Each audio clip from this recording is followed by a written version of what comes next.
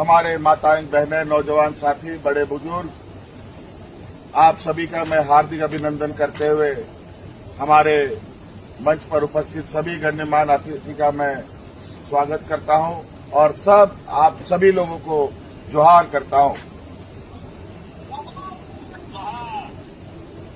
देखिए, अभी हम लोग रंगो नदी विधानसभा क्षेत्र के चुनाव प्रचार प्रसार में नहीं पहुंच पाए।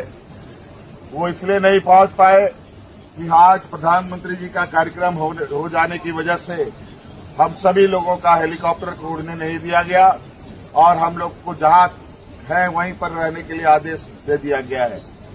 और बड़ा ही विचित्र है, आज हमारे प्रचार को इन लोगों ने बड़ा सुनियोजित तरीके से ठप करने का ये प्रयास किया। प्रधानमंत्री अपने कुर्सी और अपने ताकत के बल पर सभी राजनीतिक दलों को इसी तरीके से चुनाव के अंतिम चरण पे जब सभी लोग बहुत रफ्तार के साथ प्रचार प्रसार कर रहे होते हैं, इनका प्रचार प्रसार कैसे कम हो, ये अपने शस्त्र का उपयोग करते हैं। आज आपके बीच में हम नहीं आ पाए, लेकिन हमारे जोश में कोई कमजोरी न हो और किसी भी तरीके का हमें डराने का जो प्रयास हो, उस डर को हमें बाहर निकालना है, क्योंकि ये लोग किन प्रकार चुनाव जीतने का हमेशा से प्रयास किया है। कभी वोट चोरी करके चुनाव जीतना या फिर हमें चुनाव प्रचार प्रसार करने से रोकना।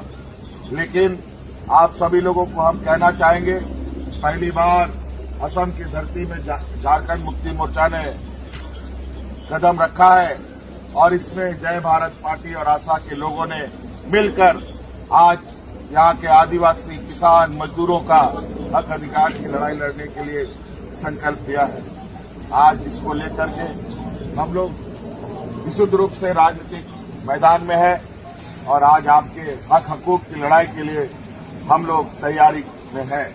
इसके लिए राजनीतिक ताकत मजबूत करना बहुत ही जरूरी है और इसलिए गंगा नदी के सभी माननीय जितने भी हमारे मतदाता हैं, आप सब लोग, आप चुनाव बहुत करीब आ चुका है, आप सभी लोगों से आग्रह है और निवेदन करने हम लोग आए हैं। हम लोग वीर भूमि से आते हैं और हमें हक अधिकार कैसे लड़ा जाता है, कैसे लिया जाता है, हम लोगों से बढ़िया कोई नहीं जानता। और इसलिए आप लोग के बीच की जो समस्या है, इसको पहले चरण में लेते हुए राज्य के आपके असम के जितने भी चाय बागान के क्षेत्र हैं, इसको हम लोगों ने चुना है।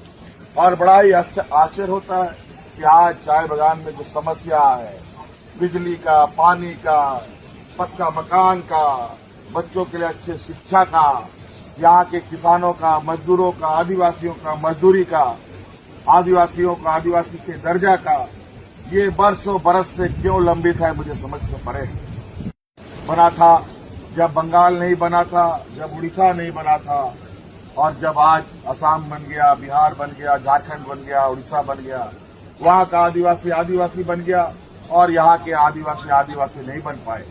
ये कहीं न कहीं बहुत चिंता का विषय है और कहीं न कहीं लोगों ने बड़ा सुनियोजित तरीके से हमें अलग थलग यहाँ असम में रखा है।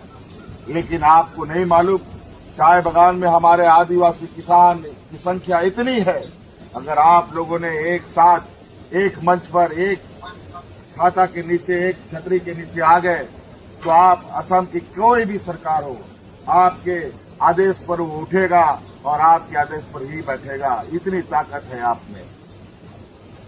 आज आपकी इस ताकत को पहचानने के लिए, इस ताकत को एकत्रित करने के लिए आज असम में हम लोग आपके बीच में आए हैं, ताकि आप जो बरसों बरस से, सदियों से जो आप हक अधिकार की लड़ाई लड़ रहे हैं, वो हक अधिकार आपको मिल सके। बड़ा ही शर्म लगता है कि असम के चाय बागान के लोगों को 250 रुपये मजदूरी मिलता है, जबकि देश का कोई ऐसा राज्य नहीं है जहां मजदूरी आज 250 रुपया मिलता हो। सभी जगह कम से कम 500 रुपया मजदूरी मिलता है। और आज आपके वोट खरीदने के लिए महिलाओं के खाते में 9,000 रुपये दिया जा रहा है। ये 9,000 रुपया अगले 5 साल तक आपको गुलामी बनाने के लिए इन लोगों ने दिया है। 5 साल में एक बार 9,000, ये बड़ा चिंता का विषय है। क्या 9,000 रुपया 5 साल किसी का चलेगा? कभी नहीं चल सकता। आज 250 रुपया में आप लोग कैसे अपना जीवन गुजर बसर करते हैं, ये हमारे लिए बहुत चिंता का विषय है। क्या खाते हैं, क्या आप रखेंगे, क्या घर चलाएंगे, क्या बच्चों को पढ़ाएंगे, क्या बीमारी में इलाज कराएंगे, क्या होगा आपके 250 रुपया में। आज इसीलिए आपका न्यूनतम मजदूरी कैसे 500 रुपया हो, ये हमें पता है। और आप हमारा साथ देंगे तो निश्चित रूप से हम लोग ऐसे नीतियों का निर्धारण करवाने का काम करेंगे जहां आपको 250 रुपया से 500 रुपया न्यूनतम मजदूरी आपको मिले। बहुत सारी बातें हैं, लेकिन आज हम आपके बीच में नहीं पहुंचने का हमें बहुत तकलीफ है, लेकिन आज इससे मनोबल घटाने का जरूरत नहीं है। आज हमारे सिपाही आपके बीच में हैं, आज नहीं कल हम आपके बीच में जरूर पहुंचेंगे, लेकिन अपनी ताकत को पहचानिए, एकजुट रहिए और अपने हक हकूक की लड़ाई को आगे अंजाम तक पहुंचाने का काम कीजिए। आज असम की जो स्थिति है, मैं आपके गांव में, आपके चाय बागानों में, आपके घरों में जाने का मुझे मौका मिला।